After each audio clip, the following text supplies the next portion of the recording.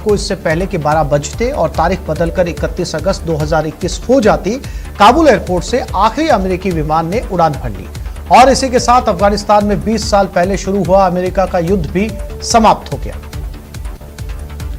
नागौर के श्री बालाजी के पास आज सुबह भीषण सड़क हादसे में मध्य प्रदेश के 12 लोगों की मौत हो गई। यह हादसा उस समय हुआ जब नोखा बाईपास पर एक जीप और ट्रेलर के बीच जोरदार भिड़ंत हो गई। हादसे में कई लोग घायल भी हुए। मरने वालों में 8 महिलाएं हैं। सभी मृतक एमपी के देवास जिले के सजन खेड़ाव दौलतपुर के रहने वाले बताए जा रहे हैं। हादसे के बाद हाईवे पर लंबा जाम भी लग गया। नागौर में हुए हादसे पर पीएम मोदी ने शोक जताया। पीएम ने ट्वीट कर मृतकों के परिजनों के प्रति संवेदना व्यक्त की और घायल लोगों के जल्द स्वस्थ होने की कामना की। सीएम अशोक गहलोत ने भी नागौर हादसे पर दुख जताया। सीएम ने ट्वीट कर दिवंगत आत्माओं की शांति की प्रार्थना की और शोकाकुल परिजनों को सांत्वना दी। लोकसभा स्पीकर ओम बिरला ने नागौर हादसे में मारे गए लोगों के परिजनों के प्रति संवेदना व्यक्त की। उन्होंने ईश्वर से दिवंगत आत्माओं को शांति प्रदान करने की प्रार्थना की।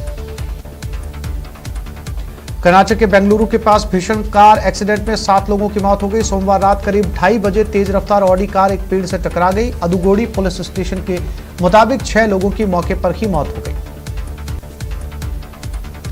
जोधपुर के एक हैंडीक्राफ्ट फैक्ट्री में आग लग गई। ये आग बासनी के तनावड़ा के पास बनी फैक्ट्री में लगी। लकड़ी के फर्नीचर होने की वजह से आग ने विकराल रूप धारण कर लिया।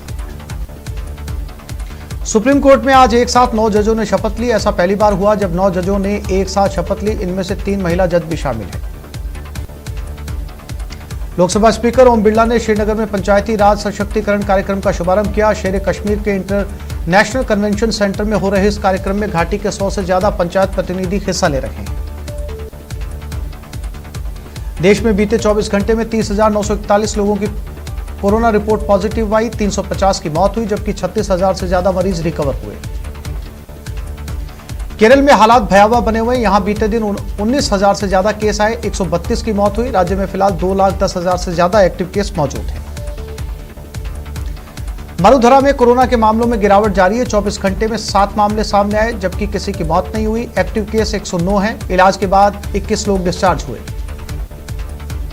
हिमाचल प्रदेश देश का पहला राज्य बन गया जहां 18 साल से ज्यादा उम्र वाले 100% लोगों को वैक्सीन की 1 डोज लग चुकी है। कोटा में वैक्सीन की पहली डोज लगवाने वालों का आंकड़ा 11 लाख के पार पहुंच गया। जिले में अब तक आयोजित 12,656 सेशन में 11,07,088 लोगों को पहली डोज लग चुकी है। राजस्थान में पंचायती राज चुनाव के तीसरे चरण के लिए प्रचार का शोर थम गया। वहीं आज बूथों के लिए पोलिंग पार्टियां रवाना होंगी। 1 सितंबर को तीसरे चरण की वोटिंग होगी। राजधानी जयपुर के मोहाना इलाके में प्रेम प्रसंग में युवक की हत्या का सनसनीखेज मामला सामने आया। यह हत्या तब हुई जब एक महिला के 2 अलग अलग प्रेमी, महिला का पति और उसका एक प्रेमी आमने सामने हो गए। झुंझुनू पुलिस को सिंगाना में फायरिंग कर 20 लाख रंगदारी मामले में सफलता हाथ लगी। पुलिस ने इसमें 3 आरोपियों को हथियार के साथ गिरफ्तार किया है। अजमेर एसीबी ने नागौर में बड़ी कार्रवाई की। एसीबी ने एसके ग्रीनवुड शिक्षण संस्थान के निदेशक सरवर खान को 10,000 रुपए की रिश्वत लेते हुए ट्रैप किया। नागौर जिले में 3 ऑडियो वायरल होने के बाद हड़कंप मचा हुआ। ये तीनों बातचीत सदर थाने की एसएचओ अंजू कुमारी और पुलिसकर्मी के बीच हुई, जिसमें एसएचओ अंजू कुमारी एसपी का नाम लेकर एक आरोपी को धमका रही है कि एसपी साहब ने कहा कि इसे थाने नहीं लेकर आना है, इसे उड़ा दो। टोंक में आपसी कहासुनी में 2 पक्षों के बीच खूनी जंग में एक युवक की मौत हो गई, जिसके बाद मृतक के परिजनों ने थाने पर जोरदार हंगामा और आरोपियों के खिलाफ कार्रवाई की मांग की। चूरू के सुजानगढ़ में आपसी विवाद में कुछ लोगों ने चाचा भतीजे पर जानलेवा हमला कर घायल कर दिया। दोनों को गंभीर हालत में अस्पताल में भर्ती करवाया गया। गंगानगर के साधु शहर में बीती रात चोरों ने सोने मकान को निशाना बनाया। इन मकानों के लोग जन्माष्टमी मनाने के लिए बाहर गए थे। इसका फायदा उठाकर चोरों ने वारदात को अंजाम दिया।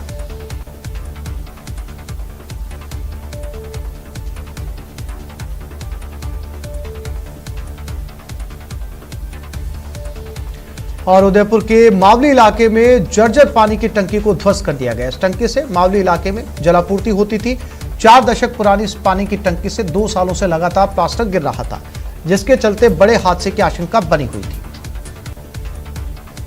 The north east frontier railway ने सिलीगुड़ी जंक्शन से रोंगटोंग के लिए नियमित तौर पर जंगल टी टॉय ट्रेन सफारी की फिर शुरुआत की। इलाके में टूरिज्म को बढ़ावा देने के लिए इस ट्रेन की शुरुआत की गई, लेकिन कोरोना काल में इसे बंद करना पड़ा था।